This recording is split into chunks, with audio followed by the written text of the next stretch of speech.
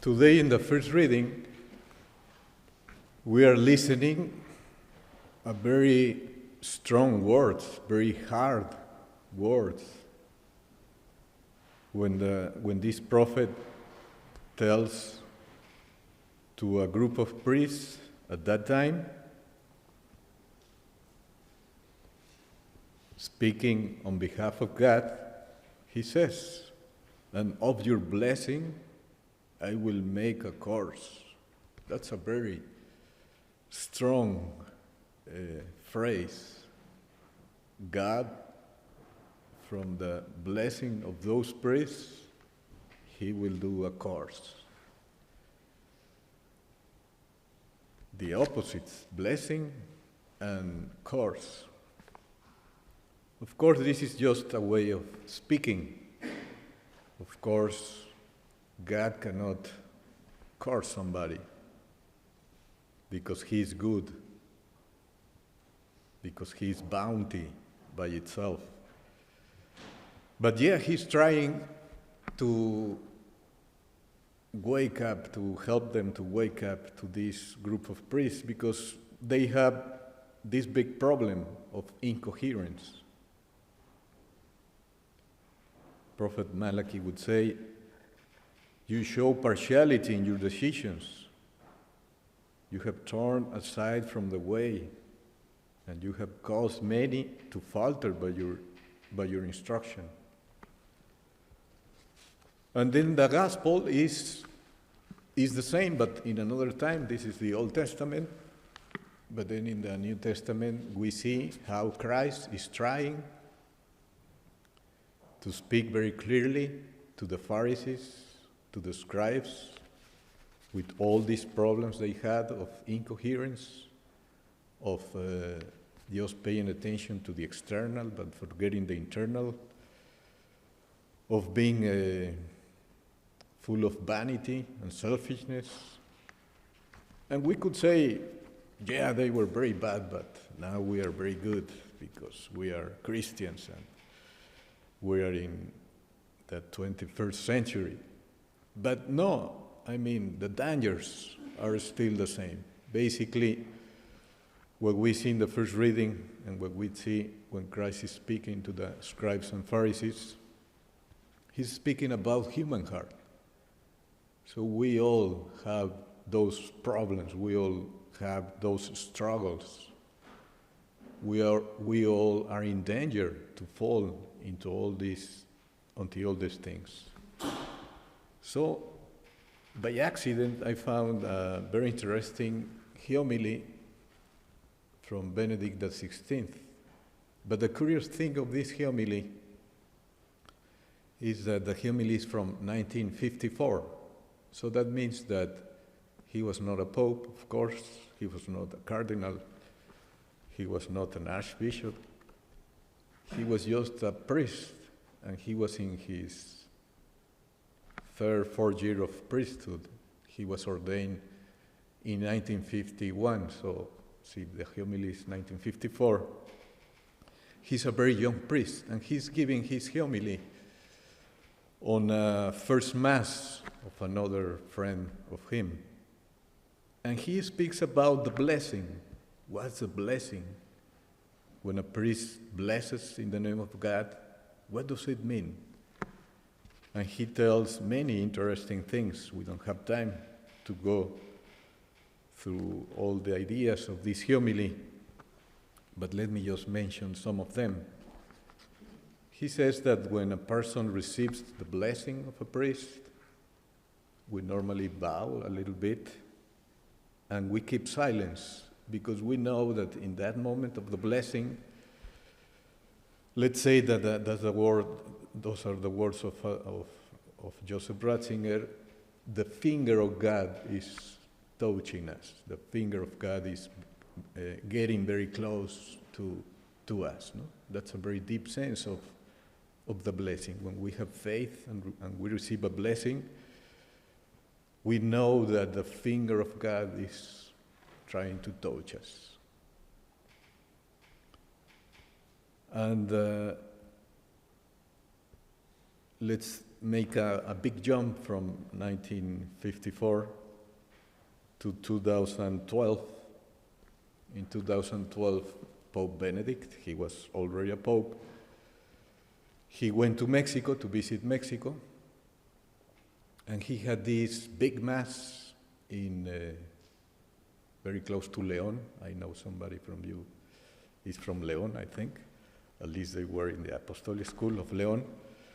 And he was there in the Parque Bicentenario de Silao for this big mass. It was going to be the biggest event of his visit to Mexico in 2012. So at that time, I was in Saltillo, Coahuila, and working in the school, Cumbres School. And we tried to send some group of students to be there. It's kind of far away, but it was a very good opportunity, no, for the kids to know the Pope and to make the experience. So the school was able to send a bus full of kids to this mass. So I also went there, and you know, when the big events happen, everything is a chaos, no? It's very difficult to get there. So finally I got there. The idea was that we were going to be the day before, the night before. We would sleep there in the place, waiting for the Mass the next day at 11 or 12, or 12 o'clock.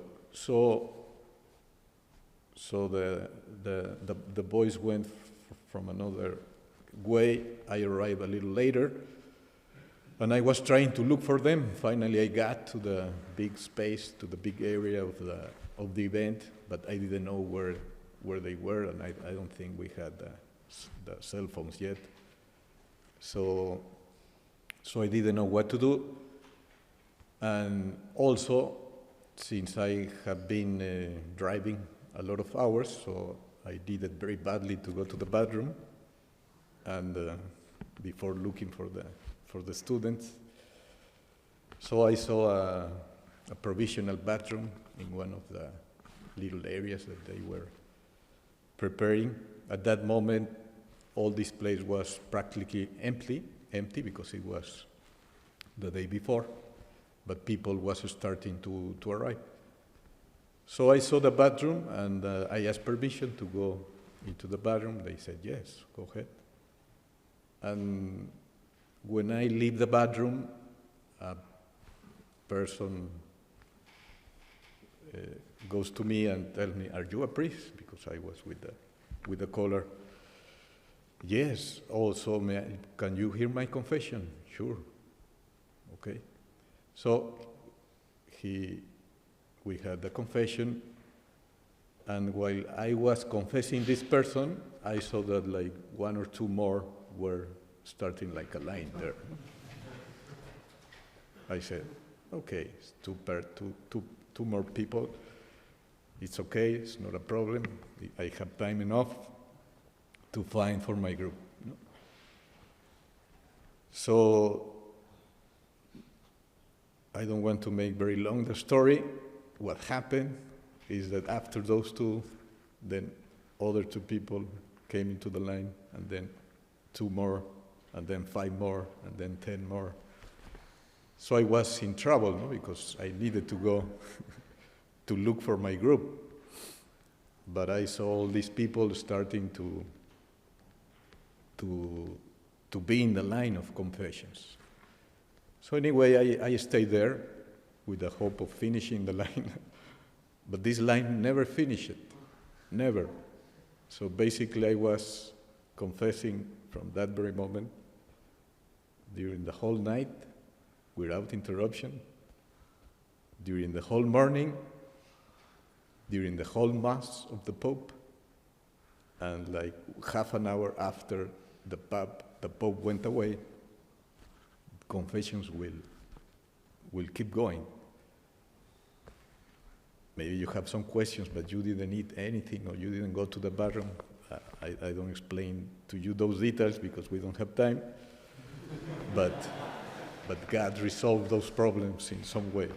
But basically, that's what happened. And another idea of this homily of 1954 of Joseph Ratzinger, he says that the sacraments are like a blessing, but with a high efficiency.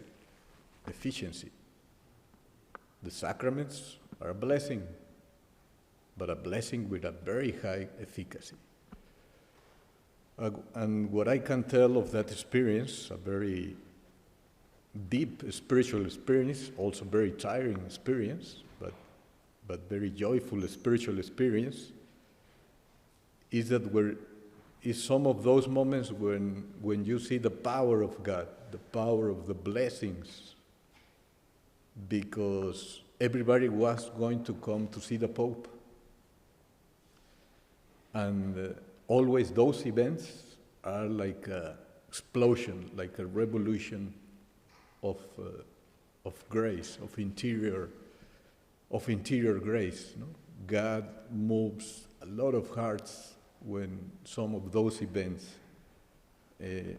happen, and you can feel it as a priest, being in the confessions one after another, that there is something special going on, that God is really touching a lot of hearts. And I was just like a priest in one of the corners of the place. I'm sure at the same time in other corners, in other places of the big space, there were a lot of people, a lot of priests doing the same thing. So this is the power of a blessing. And at the light of the first reading and the gospel, that means that we have to be open instruments so as to be able to bless people. We as priests are called to bless. It's one of our biggest missions. But we have to be open and to prepare our heart and souls to be able to be instruments of this blessing from God. The power comes from God. We are only instruments. And you brothers, as you are going through your formation, you are novices, you are humanists, you could say, oh yeah, I will wait with a lot of excitement the moment in which I can give my first priestly blessing. And that's okay, but basically you are blessing every day. You are doing blessings every day. Every time you pray, every time, let's put for an example, a temptation of envy. If you beat that temptation and you, instead of being envious, you are generous, you are thinking well of others, that's a blessing. You are blessing with your mind. We are blessing with your words when you speak well about your brothers. And you are blessing with your acts when you make small acts of charity. When you wash pots and pans, you are like a blessing, like blessing. When you are a waiter, you are doing a blessing. So let's ask God this grace of being good instruments for the blessings from God.